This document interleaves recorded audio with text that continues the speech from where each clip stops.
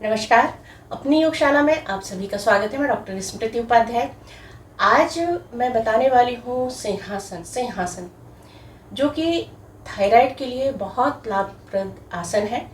और आजकल जैसा कि हम देख रहे हैं कि थायराइड की समस्या दिनों दिन बढ़ती ही जा रही है, तो इस आसन को और आसनों के साथ में इस आसन को अवश्य शामिल करें। तो उसे करने के लिए हमें क्या करना है कि इस तरह से वज्रासन में बैठेंगे।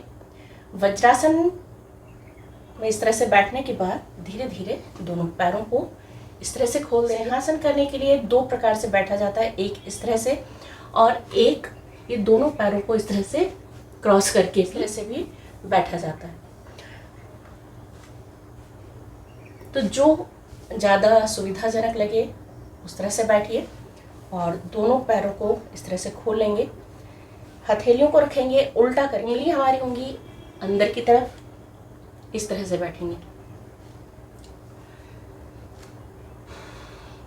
एक दो लंबी गहरी श्वास ले लें। उसके बाद झटके से हमें जीभ को बाहर निकालना है और जिस तरह से सिंह गर्जना करता है उस तरह से हमें गर्जना करना है। और जीभ को निकालेंगे और हमारी आंखें हमारी रहेंगी नाक की टिप पर, बिल्कुल आगे की तरफ हमें अपने आँखों को रखना है। देखना हमें नाक की तरफ है और सिर ऊपर, और आवाज़ करते हुए सिर को हमें नीचे की तरफ लाना है, सामने की तरफ लाना है। देखिए कैसे करना है। लंबी गहरी श्वास ली, पूरी जीभ हमें बाहर निकालना है झटके से।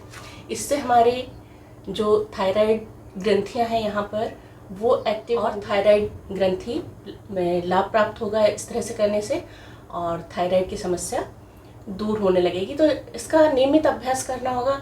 ऐसा नहीं है कि हम ये सोचें कि 2-4 दिन कर लिया और ठीक हो गए, ऐसा नहीं होता है।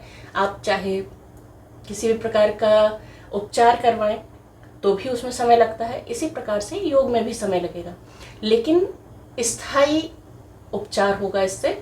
तो इस आसन को जरूर अपने अभ्यास में शामिल करें। योग प्रतिदिन कीजिए। और देखिए एक बार और करके बताती हूँ कैसे करना है। हाँ, कम से कम 5 बार इस आसन को करें।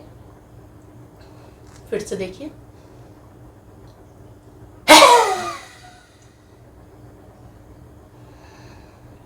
लंबी गहरी श्वास लेंगे और जीभ को तब तक बाहर निकाल के रखना है नीचे जब हम आएंगे, जब तक कि पूरी श्वास निकल नहीं जाती। तो एक बार और,